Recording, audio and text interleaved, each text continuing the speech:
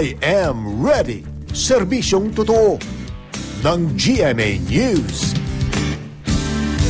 Dalawang namumuong sama ng panahon sa loob ng Philippine Area of Responsibility ang patuloy na binabantayan. Sa satellite image ng Weather Central, makikita po ang mga low pressure area na yan. Dalawa po yan. Sa Talaan ng Pag-asa, ang unay namataan sa layong 380 kilometers sa silangan ng Southern Luzon. Ang isa pang low pressure area naman ay nasa layong 930 kilometers sa silangan ng Northern Mindanao.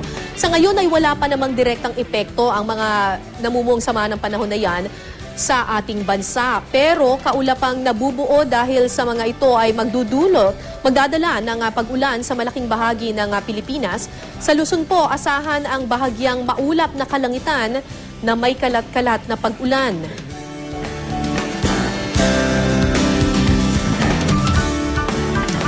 Ganito rin ang mararanasang panahon sa Visayas.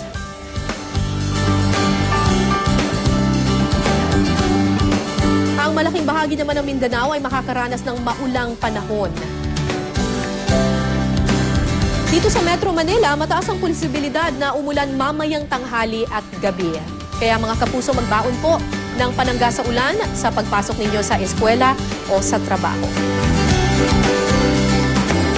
Sa mga susunod na araw, asahan ang maalinsangang panahon na may pag-ulan bandang hapon o gabi. Posible namang maging maulan pagdating ng Huwebes at Biyernes. Sumikat ang araw kaninang 5:29 ng umaga at lulubog mamayang 6:28 ng gabi. Ano man ang panahon, magplano, magsiguro at makibalita sa GMA Weather.